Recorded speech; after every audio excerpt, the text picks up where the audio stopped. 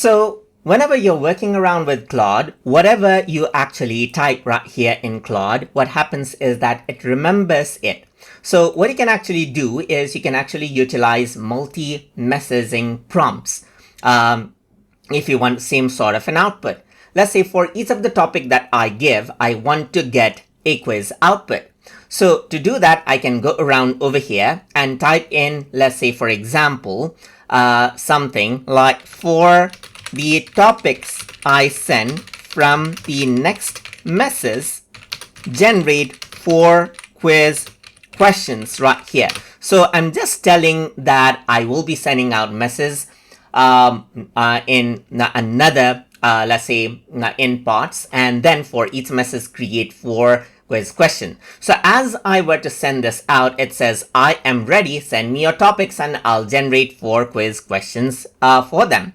So now for that, what you can actually do is you can go ahead and type in, let's say for example, graphics designing in Adobe Illustrator. Let's say for example, right here.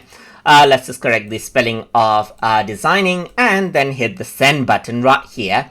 And once you do that, you can see that without having me to actually go ahead and then mention out the thing on creating quiz, it generated out quiz on the given topic because I said it in the previous message. So now what you can simply do is you can go ahead and let's say for example give another topic as well. So for example, you can say something like video editing in Clipchamp right here, and then hit the send button. And once you do that, you can see it says here are 4 quiz questions on video editing in Clipchamp right here.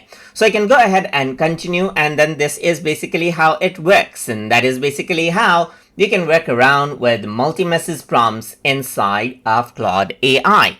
So hope you guys learned something as always. And as always, please like, comment, share, and subscribe.